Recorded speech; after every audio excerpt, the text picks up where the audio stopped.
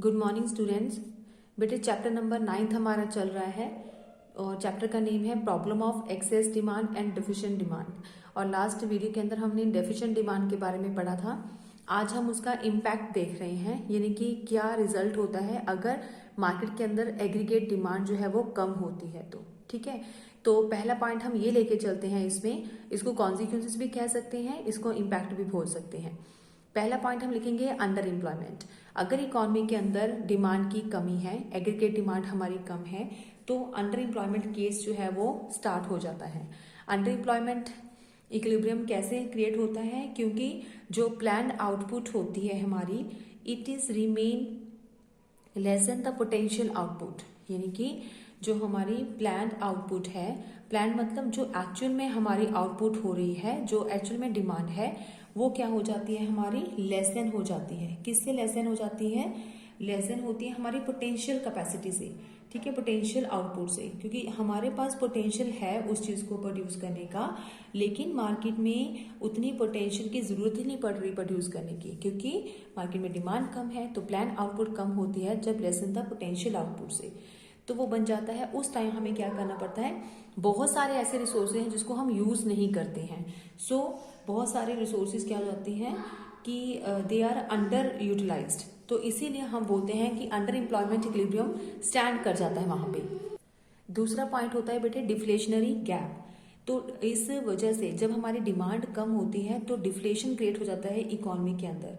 ठीक है, कैसे डिफ्लेशन क्रिएट होता है कि अगर हम इकोनॉमी के अंदर डिमांड नहीं है, लोग जो है चीजों की डिमांड नहीं कर रहे हैं, तो यहाँ पे प्रोड्यूसर क्या होंगे? इन्वेस्टमेंट कम करेंगे, राइट?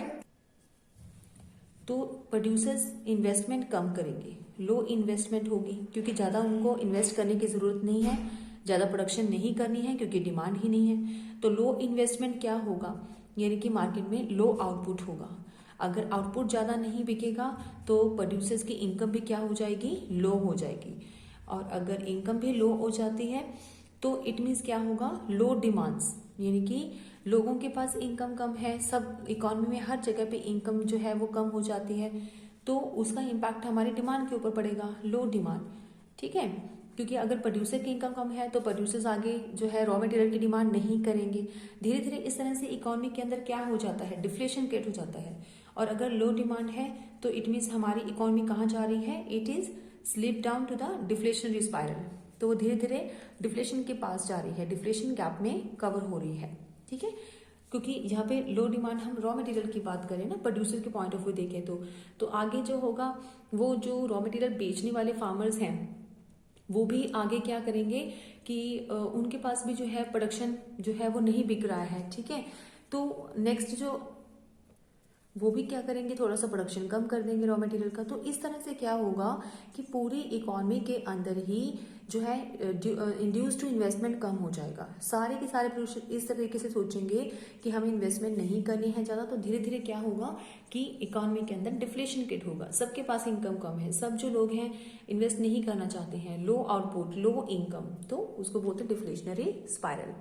ठीक है, तो इसमें हम डिफ्लेशनरी गैप जो होता है उसको कैसे मेजर करते हैं? जैसे कि हमने लास्ट वीडियो के अंदर किया था, डेफिसिट डिमांड का हमने डायग्राम बनाया था, तो वो सेम डायग्राम ही हमें बनाना पड़ता है अगर आपको डिफ्लेशनरी गैप को शो करवाना हो, क्योंकि deflationary gap is equal to the deficient demand. कैसे बनता है वो डायग्राम? एक बार फिर से हम चेक कर लेते हैं बुक के ऊपर। सो बेटे ये है डिफ्लेशनरी गैप को मेजर करना है अगर थ्रू डायग्राम, तो सेम हम 45 डिग्री के एंगल से क्या बनाते हैं? एएस बनाते हैं। और ये क्या है हमारा? Aggregate demand. ये एग्रीगेट डिमांड क्या है? हमारा प्लान एडी है। ठीक है, तो इससे पहले हम क्या दिखा रहे हैं यहाँ पे कि हमारा जो एडी है वो कहाँ पे आता है? Full employment. अगर हम पोटेंशियल आउटपुट देखेंगे तो वो इस तरह से एडी हमारा ड्रॉ होता है, लेकिन एक्चुअल में जो प्लान एडी है वो क्या है हमारा? यहाँ पे एटीपी, जिसको हम लेके चलते हैं। ठीक है, तो ये जो कमी क्रिएट हुई है, ये जो डिफाइन हम दिखा रहे हैं ई से लेके एफ तक, इस पॉइंट तक, ये सारा क्या शो हो रहा है? इसी को हम डेफिशिएंट डिमांड भी कहते हैं, इसी को हम डिफ्लेशनरी गैप भी बोल सकते हैं। तो एक ही डायग्राम आएगा अगर आपको डिफ्लेशनरी गैप के थ्रू आ जाए क्वेश्चन अटेम्प्ट करना है, या फिर डेफिसिट डिमांड के थ्रू आ जाए, राइट? नेक्स्ट पॉइंट है कि क्या इम्पैक्ट पड़ता है डिमांड की कमी का? अनडिजायर्ड स्टॉक क्रिएट हो जाता है प्रोड्यूसर्स के पास। ठीक है, so they are not able to sell the product in the market. क्योंकि मार्केट के अंदर क्या है, डिमांड की कमी है, तो वो फोर्सफुली जो है माल नहीं बेच सकते हैं टू द मार्केट के अंदर। ठीक है, तो फिर क्या हो जाता है, बहुत सारा स्टॉक जो है उनके पास ऐसे ही पड़ा रहता है, that is called undesired stock. और क्योंकि ये सारा जो है वो बेचना चाहते हैं बट नहीं बिका, तो undesired stock tend to pile up. So इसी तरह से वो बढ़ता रहता है हमारा जो अनडिजायर्ड स्टॉक है। सो इसी तरह से अगर वो क्लियर करना चाहते हैं, अपने पड़े हुए स्टॉक को बेचना चाहते हैं, तो उनके पास क्या ऑल्टरनेटिव रह जाता है। फर्स्ट वन तो ये ऑल्टर होगा कि फॉल इन प्राइसेस, कि या तो वो कीमतों को कम करें। ठीक है, तो अगर वो प्राइसेस कम करेंगे तभी वो चीज़ बिकेगी। तो इसीलिए हम कहते हैं ना कि डिफ्लेशन क्रिएट हो गया। डिफ्लेशन का मतलब ही ये है कि लो इनकम है तो लो डिमांड है। जिस तरह के प्रोड्यूसर जो है रॉ मटेरियल की डिमांड नहीं कर रहा है, तो अगर प्रोड्यूसर्स, रॉ मटेरियल बेचने वाले प्रोड्यूसर्स रेट्स को कम करेंगे तभी कोई प्रोड्यूसर उनका सामान खरीदेगा। तो पूरी इकोनॉमी में क्या होता है, हर चीज के दाम जो है वो कम होने लग जाते हैं। एक तो ये तरीका है कि वो अनडिजायर्ड जो स्टॉक रहता है उसको बेचने के लिए या तो वो फॉल इन प्राइसेस करेंगे, या फिर क्या होता है कि फॉल इन प्लान आउटपुट, या फिर वो सोच लेंगे कि अगर हमारे पास जो डिजायर्ड स्टॉक है धीरे धीरे उसको ही खत्म करना है रेट कम करके, और नया जो है वो प्लान ही नहीं करेंगे, फॉल इन प्लान आउटपुट। ठीक है, तो वो आउटपुट को भी कम करेंगे, plan output for the year head. जो इस साल उन्होंने डिसाइड किया था उसको वो क्या करेंगे, थोड़ा सा डिक्लाइन करेंगे। राइट बेटे। सो दूसरा क्या था, फॉल इन प्लान आउटपुट, जो कि वो आगे के लिए प्लान नहीं करेंगे आउटपुट करने का। ठीक है, तो ये था यहाँ पे थर्ड पॉइंट कि अनडिजायरेबल स्टॉक जो है वो क्या करते हैं उसका। नेक्स्ट आता है इसका बैड इम्पैक्ट पड़ता है, इसको हम बोलते हैं लॉस ऑफ प्रॉफिट। तो जो प्रॉफिट्स हैं वो भी नुकसान होता है। दिस हैपन क्यों, बिकॉज क्योंकि जो प्रोड्यूसर्स है are not able to clear the stock, या तो वो स्टॉक को क्लियर ही नहीं कर पाते हैं। सेकेंडली क्या था, जो अनडिजायरेबल स्टॉक है लीड टू प्राइस क्रैश, या फिर प्राइस को कम करके उनको बेचना पड़ता है, या फिर वो बिक ही नहीं रहा है। तो दोनों ही चीजों से क्या होता है, उनका नुकसान होता है, that is called loss in profit. So ये थे बेटे हमारे इम्पैक्ट ऑफ डेफिशिएंट डिमांड के। ठीक है, एग्रीगेट डिमांड के।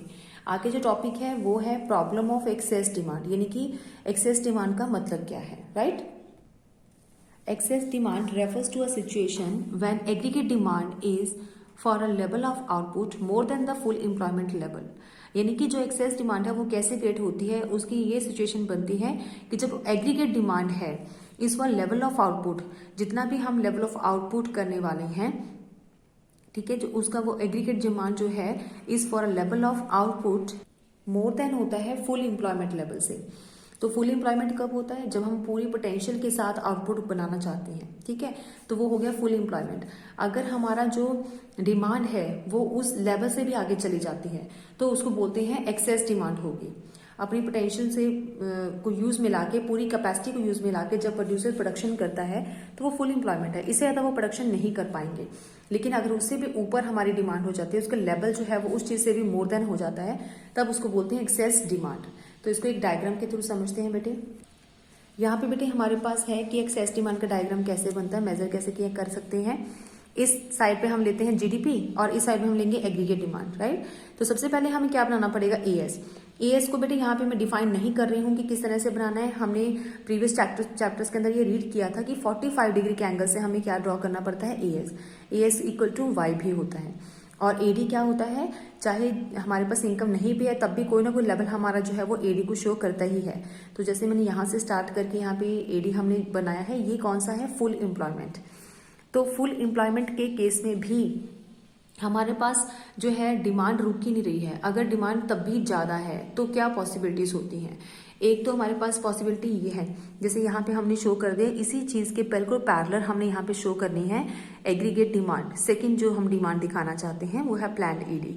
ठीक है, ये जो प्लान्ड एडी हम दिखा रहे हैं, ये जो एक्चुअल सिचुएशन हमें नजर आती है प्लान्ड एडी है। यहाँ पे इतना पोटेंशियल कर सकते हैं, इतना प्लान है हमारे एडी का, ठीक है, बढ़ने का, तो इतनी हमारी एक्सटेंड हो रही है।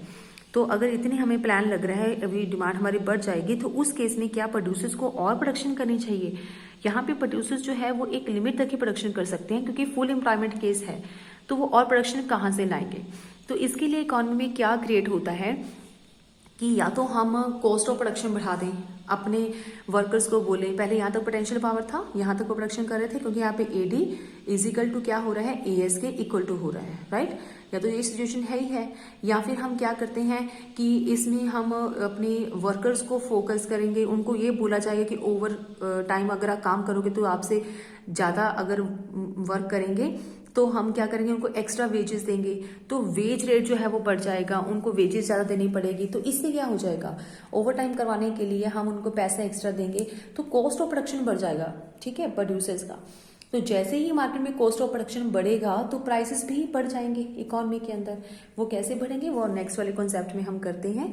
तो इसीलिए हम ये कह सकते हैं कि अगर इकोनॉमी के अंदर एक्सेस डिमांड हमें दिख रही है कि प्लान है कि इतनी डिमांड बढ़ ही जाएगी, तो हम क्या करेंगे, इस पॉइंट से यहाँ पे है अभी हमारा एएस, तो धीरे धीरे धीरे ये चीज़ क्या हो जाएगी, बढ़ जाएगी, और जो हमारी बढ़ी हुई डिमांड है उसको हम मीट कर सकते हैं। यानी कि हम उस पॉइंट तक पहुंचेंगे किस तरह से, कॉस्ट ऑफ प्रोडक्शन बढ़ा के, और कॉस्ट ऑफ प्रोडक्शन से इन्फ्लेशन क्रिएट होता है।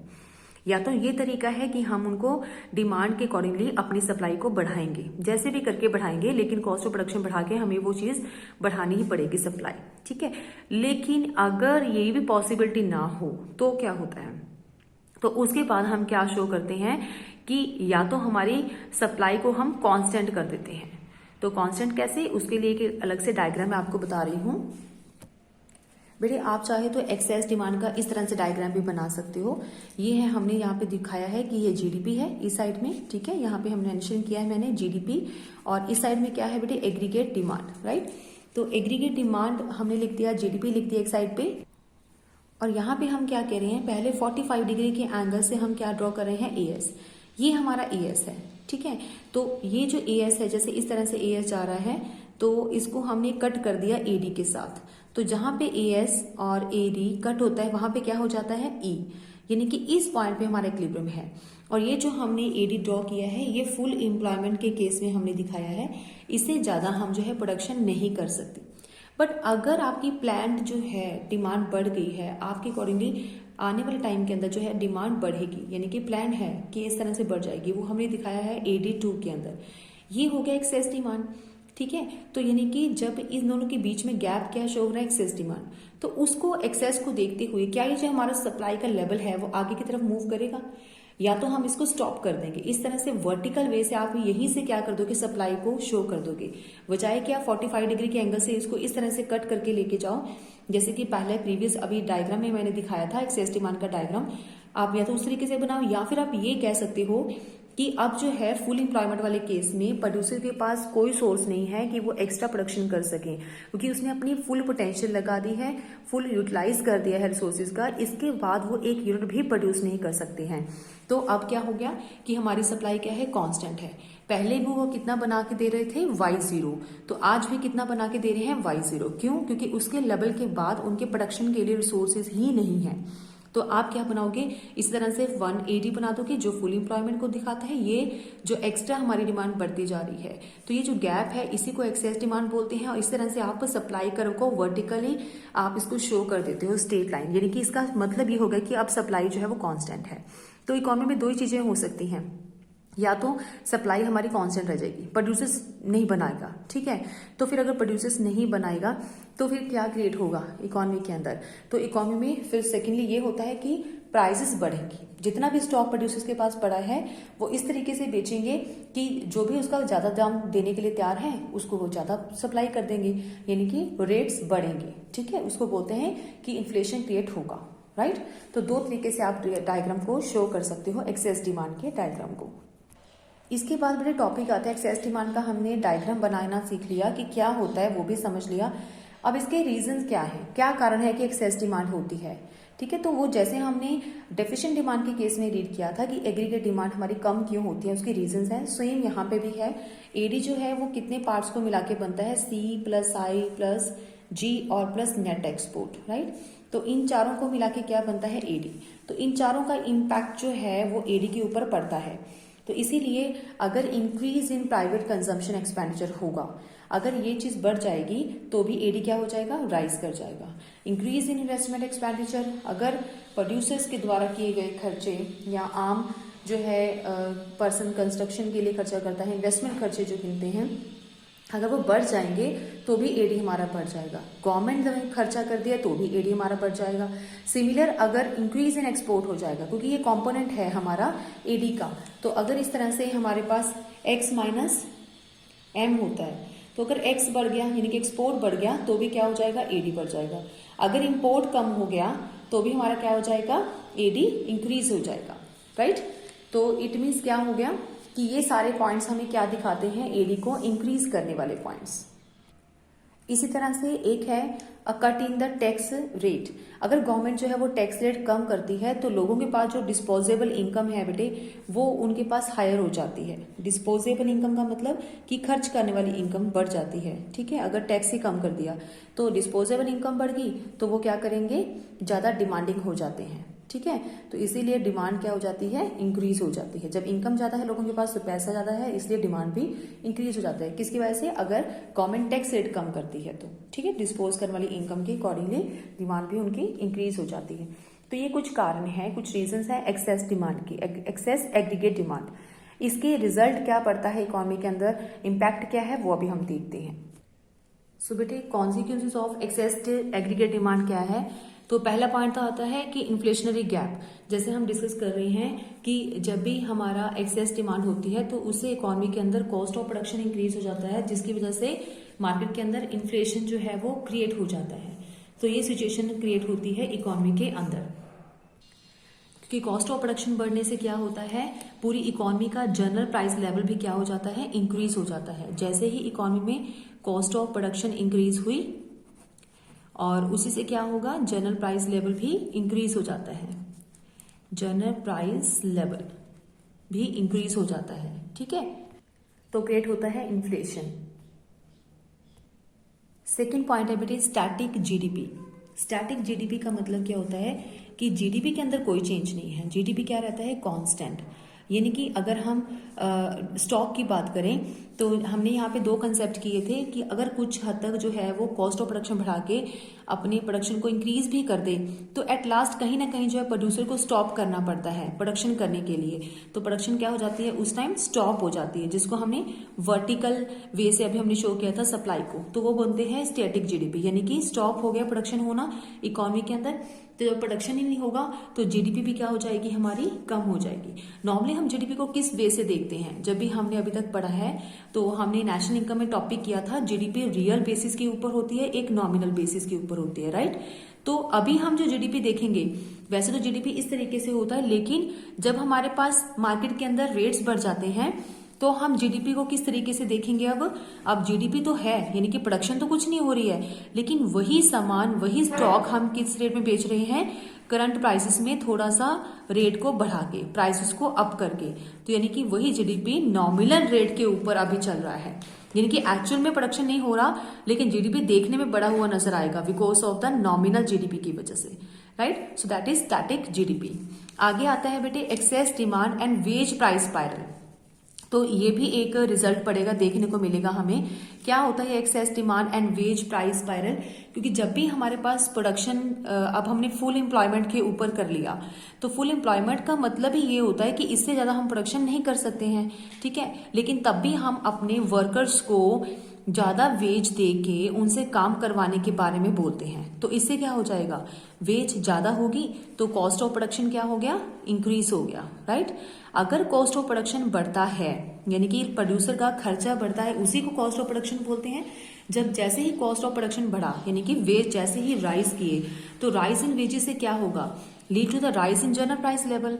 तो क्योंकि अगर यहाँ पे प्रोड्यूसर ने खर्चा किया तो प्रोड्यूसर को भी आने वाले टाइम के अंदर जब वो आउटपुट बेचेगा तो वो भी तो उसका रेट बढ़ा के ही बेचेगा ना।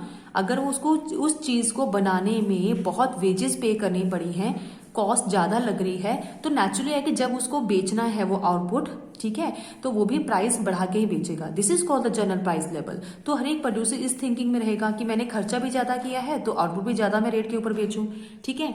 तो जनरल प्राइस लेवल क्या हो जाएगा, इसी तरह से रेट जो है वो बढ़ जाएगा, जनरल प्राइस लेवल इंक्रीज हो जाएगा।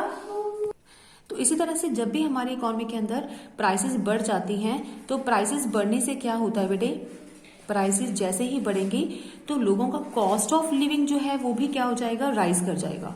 कॉस्ट ऑफ लिविंग, जीने का लिए जो उनको खर्चा करना पड़ता है वो भी क्या हो जाएगा, राइज कर जाएगा। ठीक है, सो इसी तरह से जितने भी वेजर्स हैं, जितने भी वर्कर्स हैं, उनको पता है कि उनको लिविंग, अपनी आजीविका कमाने के लिए ज्यादा खर्चा करना पड़ रहा है, तो नेचुरली वो भी क्या डिमांडिंग करते हैं, ज्यादा मोर वेजेस की डिमांड करना शुरू कर देते हैं, मोर वेजेस भी डिमांड करते हैं, तो वेजेस भी क्या हो जाती हैं, अप हो जाती हैं।